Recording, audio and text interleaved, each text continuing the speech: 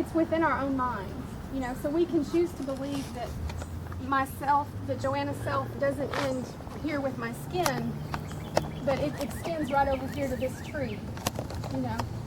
So we've lost that sense that other living beings are sacred, but there's something in us that needs that needs to believe that, and that does believe that. But culture has taken us away from just acknowledging that consciously. And it hurts us. You know, the implications for that, of that, are not just in the mental health realm.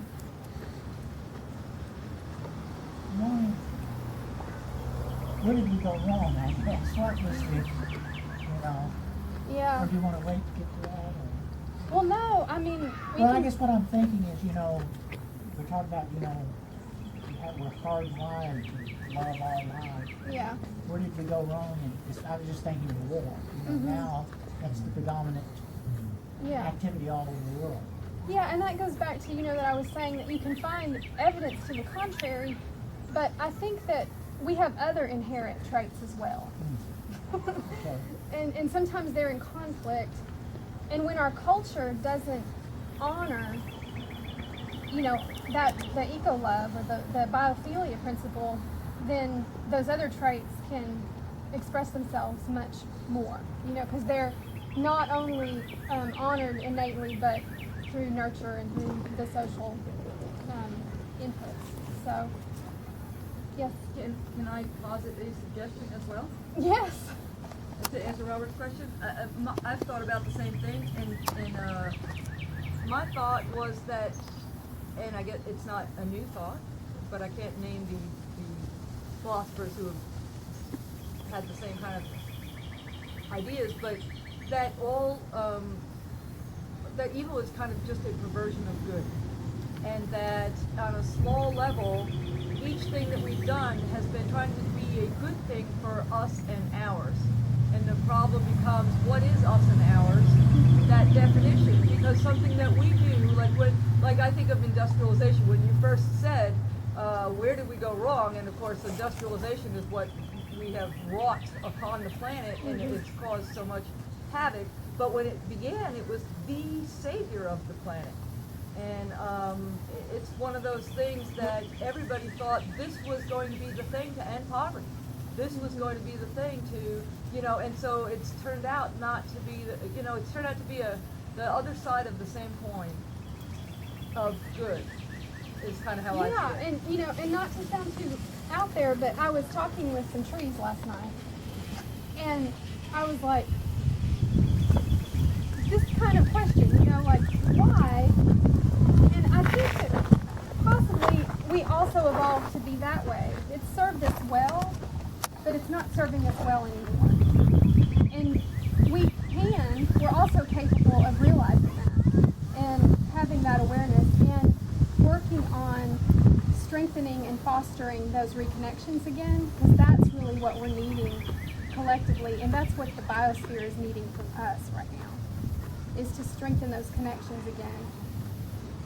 Because we're really entering a different time in terms of what's needed for survival. Not just our survival, but the survival of all of the beings that are here. And that, we're facing extinction like the Earth is scarcely known before, as far as we know from the geological record.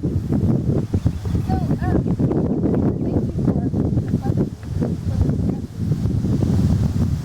So, this sense of interdependence, we come to see ourselves as separate where we're actually not. And this diminished connection has a lot of serious implications. It also has implications for the way that we treat one another. And I would contend that this sense of delusional disconnection is really the origin of the climate crisis that we're all working to mitigate right now. Joanna, on that point, I have a little anecdote to add. Yeah. I still read the papers in Texas because I'm fascinated by it. I feel like that they're going through stuff maybe, 10 years before we're going to, so I kind of try to learn what's going on. Good idea. And there's a really good series, and I'll send the link to you, and you can maybe, or y'all can forward it. You can forward it to everyone. But you did a really. It's a 1 hour long audio thing. It's not pictures. It was on the radio down there on KUT radio. It was a series of shorter articles, and they're looking at the drought in Texas. And the first 15 minutes of this thing is about the Lower Pecos archaeological record, and they're talking about those spectacular cave paintings down there, shamanism and stuff. And they're postulating nobody knows why that civilization died. Nobody knows. But they're starting to think, and of course we don't really understand what the paintings are about either. We have no way of knowing, getting inside their head. We don't know. But some of the archaeologists down there are starting to think that maybe the explosion of art was in response to climate pressures that were happening, and it was like praying for relief and begging for a change, and which illustrates, and we know that happens in other early traditional and other traditional societies. They'll do the rain dance, because they feel actually that they have a personal connection to the climate. We lost that. Yes. If we had still that personal connection to the climate, we wouldn't be having climate deniers. Right. Absolutely. We've lost It's that. a really kind of fundamental shift in our psychology or in our culture or something. And I think it sort of came when someone realized, wow, we can dam a river and make electricity. And it suddenly became harnessing nature. It Right. wasn't like Yeah. revering and respecting. It was harnessing. What Yeah. can we do with this power or that power? Well, through industrialization and capitalism, we just see everything as a product or something that's going to become a product. And we were willing to acknowledge the good thing about the hydroelectric that we got, but we've never acknowledged that we also flooded the floodplain, which was the most productive part of that ecosystem. And so all of that has accumulated to the point where we've destroyed so much through this harnessing nature game we've been playing since industrialization. That we start, all of that stuff is coming back at us. We've got populations living in places that they've been used to that are getting pounded by climate much harder. Yes. Our human density has gotten so much higher on the planet yes. that I we're mean, starting it's just- to, I the mean- chickens are starting to come home on those Yeah, deeds that we did. That's right. And people are not capable of staying in as much denial as we've been. I mean, I don't know if you guys have noticed, but in 2012, I've heard a lot more talk in the mainstream about climate change, not as a theory, but just how this is happening. This is the signs of it, and people are even starting to be a little bit of a buzz about what are we going to do, how are we going to deal with this, and it's not just fringe groups. It's like just kind of, it's starting to be just a little bit like it's spiced into mainstream talk more this year that I haven't noticed in the past. Of course it happens on kind of a cycle basis, but I'm heartened by that, and I think it's like you're saying, people are feeling that connection to the outcomes of climate change again, that we have to sense it and feel it and touch it and experience it. One thing we can do is turn off our air conditioners. Now, I don't want anybody to die of a heat stroke, and I'm not advocating that, but like if you stay in air-conditioned environments all the time, which are really false environments that we're creating for ourselves, then we can maintain, it's easier to maintain the delusion, but That's where most people are. yeah, I know. Except in the north, except where they just lost all their electricity out there. They're getting a reality check. Yeah. Folks out east. But talking about reconnection, one of the things that practitioners, that ecotherapists are discovering is that they're, when counselors and therapists first started thinking, hey, it might be a good idea to encourage people to start a garden or go for a nature hike. This might be good for their mental health. Some of the earlier ones didn't really think of anything other than this might help them with their anxiety, or it might help them develop more of an appreciation for the beauty of life, or that they're a part of something larger than themselves. But one of the unpredicted outcomes was that a lot of people become conservationists. They go to therapy and they're having emotional problems, and then their therapist recommends a garden or something like this, and then they develop again, or that innate connection gets restored, and then they want to protect what they love, and they're like, oh, now I know why all these greenies and pinko commies and are talking about all this stuff, and it's like they have a change, and this doesn't happen with everybody, and everything happens in degrees, but that was like an unpredicted outcome, and I thought that was really interesting. So some of the mental health benefits, I talked about decreased anxiety, but there's also that increased sense of purpose and meaning, and improved attention. Have you guys heard about this? Improved attention, or that just spending time outdoors can improve your attention span? One of the theories about why is that there's different types of attention. There's really focused attention where you are looking at something right in front of you and you're just really concentrating on a particular issue or that thing that's right in front of you. And then there's attention that we experience in a more broad sense whenever we look out over a natural expanse or landscape. Alpha perception, is that what that's called? The alpha, I the think beta that's one perception. word for it right now, and I can't really, there's different terms for that, and I can't remember them right now. But we don't do that as much anymore in our society, that looking out. And this is one of the theories about why it may be contributing to ADHD, being high level. We're more than 50% urban. In urban areas, people can't see very far. Yes. I mean, you can't see And we more spend than so down much the of our block. time looking at a computer screen or a But I phone. mean, even if you go outside, you're not looking at a vista. Right. You're looking at a block Yeah. or an apartment building. Mm-hmm. Something that's pretty close to Yeah.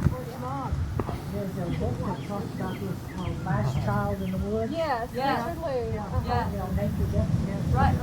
Yeah. Richard is definitely one of the, I think Richard Lou is probably the author of, that talks about these issues that's most well known, and that's probably just because he talked more about children at first, but now he's focusing more on, what about adults? What's his last name? LOUV.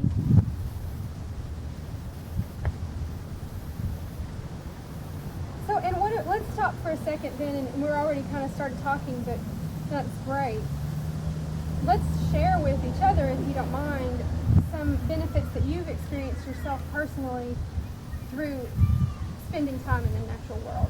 Like right now, we're just surrounded by all kinds of life forms. They're here with us, listening to me. Thank you for being here. Well, the first thing you said was that kind of that kind of broader attention would reduce the attention on oneself, enforcing that sense of myself as separate. And so you have this broader attention that naturally would create the sense of connection. Yes. Immediately. I mean, when we were at the Citizens First Conference, Michael and I got to dinner and stepped outside and frogs were going crazy. It was such an incredible concert all around, and so you just open up to this song, to this music of everything that's around you, and it takes your attention totally away from yourself. It just opens it to everything. Feel a part of it all. And it's not just that, because when you start to see these critters all around, then you start to look up, and there's the moon, it's right up in front of you, and these insects are going beep, beep, beep, beep, beep, beep, beep, beep, and they're all connecting and all listening. Incredible song, Like unbelievable. when I go out to the garden, I go straight up to the garden, and I immediately start looking at, what happened over here, and I start to, and I get down in there, and it's like my You're world. part of the ecosystem. I'm there. I think that's important. I mean, you quit thinking about yourself. You're not just focused on my Right. problems and all Yeah. that Right, stuff. forget it. Yeah. Well, and they did, that for other reasons, but in the 30s and 40s they did psychological studies about what colors were good for painting schoolrooms and hospitals and stuff. And it's no surprise that blues and greens are calming and soothing, because that's what we're supposed to be in, Yeah, that's where we feel most secure. Yeah. Of course, one of the reasons we don't get long vistas in this part of the country the trees. Yeah. We used to have more of a vista from our house. Now we have trees, which I love. Yes. Wow. Well, how many of you have ever had a really difficult decision to make in life? Was there a place that you went to work out that decision? The thing that was coming to me was a time in my life when I got fired from a job. Mm-hmm. And so I walked out after just having got fired, and I thought, what am I going to do now? And the one thing I could do, I lived real close to the Katy Trail at the time, so I went down the Katy Trail and started walking, and I got to this place where there was a little tiny trail off to the side, so I took off up this trail and it went out up to the crest of a hill and followed on the crest. And there were wildflowers all along that trail, and I remember just how cool that walk, being all by myself and processing that I could not have done if I had tried to go home or tried to Sat in an office or Yeah. in your den or something like that. yeah. That's a wonderful example, Bias. Thank you for sharing that. Well, there was something that I had this incredible encounter with. I have a huge tank, kind of a humongous tank up the back of the house. Mm-hmm. And this frog was sitting on the top of the tank. And you know, the frogs really have a hard time. Yes, they're do- very they're sensitive. The stressed. amphibians. Yeah. And so this frog, I had such, it's like,